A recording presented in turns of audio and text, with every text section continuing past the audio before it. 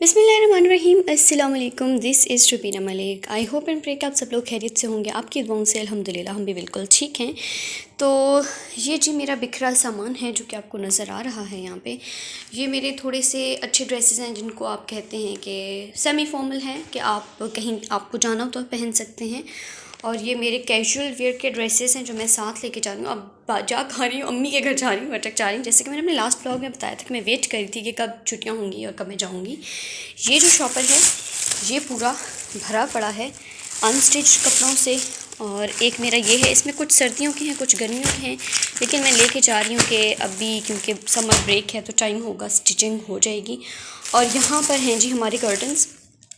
Last time मैं curtains लाई थी, लेकिन सीन ये हुआ था कि मुझे लगा था क्योंकि मैंने अपने रूम्स के लिए जो कर्टन्स लिए थे वो बस वैसे ही रैंडमली हम गए थे और हम ले आए थे, तो वहाँ से भी मेरे माइंड में यही था तो मैंने ले ली। लेकिन जब मैं यहाँ लाई तो उसकी जो कर्टन्स की लेंथ थी वो बहुत ज़्यादा कम थी, मतलब इतनी भी नहीं थी कि बंदा कहता कि चलो यार गुजारा लग रहे हैं, गुजारा भी नहीं लग रहे थे, बहुत छोटे लग रहे थे। तो इसलिए अभी मुझे वापस लेके जाने हैं।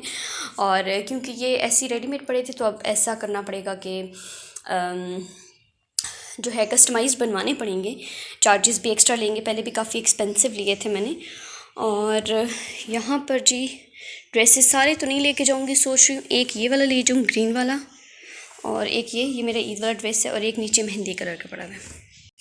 और यहाँ पर है जी वो चीज़ जो शादीशुदा लड़कियों को कहीं पर भी जाने से पहले सारी चीज़ें लाजमी रेडी करनी पड़ती हैं, रखनी पड़ती हैं। ये है जी मेरे हस्बैंड की वार्डरोब। पहले यहाँ पे मेरे कपड़े भी थे लेकिन अब मैंने निकाल दिए क्योंकि जगह नहीं बची थी। तो मैंने बहुत सारे कपड़े अपनी तरफ से प्रेस करके रखती हैं, क्योंकि मेरे हस्बैंड जब भी कपड़े प्रेस करते हैं तो वो कुछ ना कुछ ज़रूर जला देते हैं, या आयरन टेबल पर पड़ा कपड़ा जला देते हैं, या फिर अपने कपड़े जला देते हैं।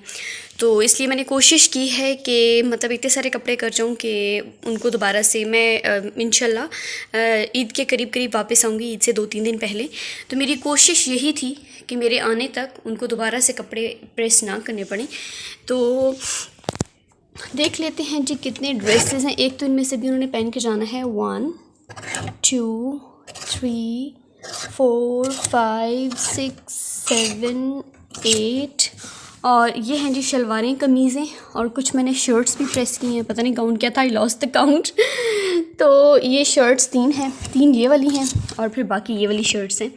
ये भी मैंने यहीं पर हैंग कर दी। ये वैसे प्रेस तो नहीं किए हैं, प्रेसेबल है ही नहीं ये फैब्रिक, लेकिन यहाँ इसलिए किए हैं कि उनको ढूंढने में आसानी हो जाए। बाकी पेंट्स जो हैं वो दूसरे रूम के कपड़े में पड़ी हैं तो वो बिल्कुल सामने वो ढूंढ लेंगे, लेकिन ये जब फोल्ड पड़ी होती हैं तो उनको बिल्कुल नहीं मिलती हैं और फिर वो वही कपड़े बार बार पहनते रहते हैं। तो इसलिए मैंने अपनी तरफ से कोशिश की है कि मेरे जाने के बाद उनको कोई भी मुश्किल पेश ना आए और वो बड़ी आसानी से सारी चीज़ अपने कपड़े, बस यही वाली अलमारी उनको बता दूँगी, वो खोलें, उन्होंने जो पहनना हो निकालें और फिर वो पहन लें। मैंने सारी चीज़ें यहाँ पर इकट्ठी करके रख दी हैं, सूटकेस में नहीं रखी हैं, वो मैं रात को रखूँगी क्योंकि अभी मुझे 2-4 और छोटे छोटे काम हैं। तो मैं सोच रही थी कि पहले मैं वो कर लूँ, उसके बाद बस सारी चीज़ें जब इकट्ठी पड़ी होंगी। ये वाले बैग तो सूटकेस में नहीं रखूँगी, कर्टन्स और ये डायरेक्ट ऐसी गाड़ी में ले जाऊँगी, और बाकी चीज़ें जो छोटी छोटी पड़ी हैं, मेरे कपड़े और ये सारी चीज़ें, ये मैं ऐसा करूँगी कि सूटकेस में रखूँगी। और एक आइडिया अभी भी मेरे माइंड में आया है कि सुबह, क्योंकि गर्मियाँ हैं अब, तो पूरा सफ़र गर्मी में गुजारने से बेहतर है कि, वैसे ये आइडिया मेरे हस्बैंड का था, अभी मैं खुद क्रेडिट ले रही हूँ, कि हम सुबह थोड़ा सा जल्दी निकल जाएँ तो ज़्यादा सफ़र हमारा ठंडे ठंडे में कंप्लीट हो जाएगा। मतलब कि सूरज तेज़ निकलने तक हम अटक इंशाल्लाह करीब पहुँच चुके होंगे। सी पैक से जाते हैं हम, तो वहाँ से 3.5 घंटे की ड्राइव है, तो हम इंशाल्लाह जल्दी निकलेंगे। और जल्दी निकलने का शॉर्टकट ये है कि हम सारी चीज़ें पैक करके रात को जो है गाड़ी में रख देंगे। सुबह सिर्फ हमने नाश्ता करना होगा और फ्रिज से 1-2 चीज़ें जो निकालनी होंगी वो निकाल के तो फिर हम अपने सफ़र पर रवाना हो जाएंगे इंशाल्लाह। ये मैंने चीज़ें, इसमें से एक जो है रैक वो मैंने निकाल के रखा हुआ है, क्योंकि मुझे ये दूध फ्रीज़ करना था, क्योंकि अटक में जो है प्योर अच्छे वाला दूध मिलता नहीं है।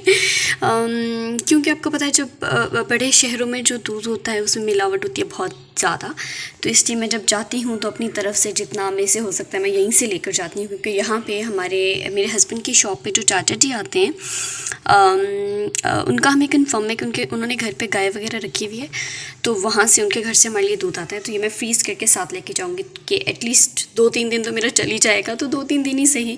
और यहाँ पर रखे हैं जी मेरे खूबसूरत दिखने वाले बहुत ही लजीज़ डिलीशियस कबाब। ये फ्रीज़ हो चुके हैं।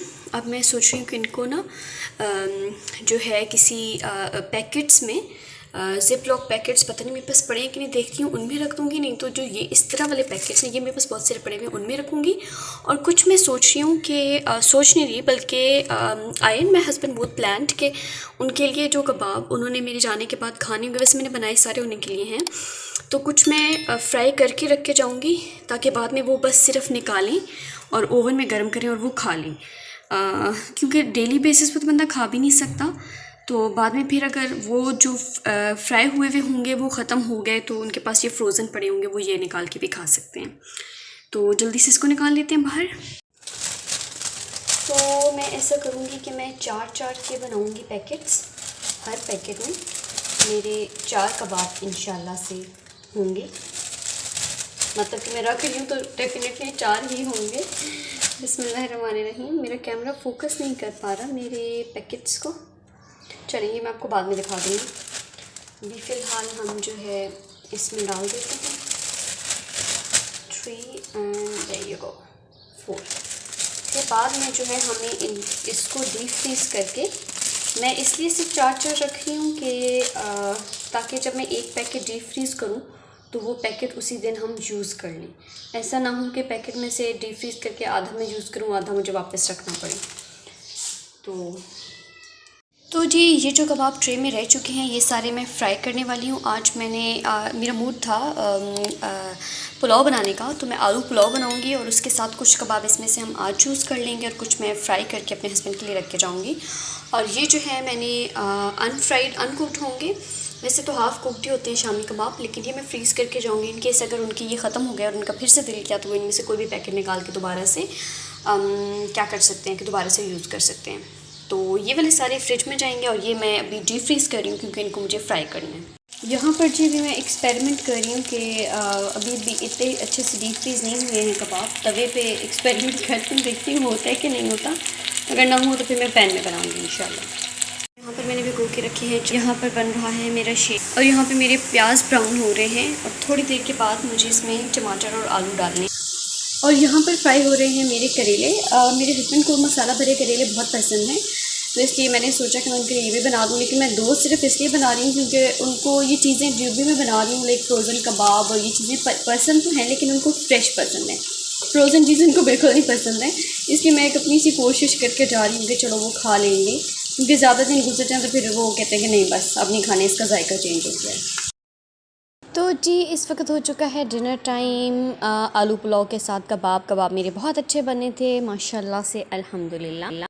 इसके साथ ही आपसे लेंगे इजाज़त नेक्स्ट व्लॉग तक के लिए। अल्लाह हाफिज़ and don't forget to subscribe to my channel.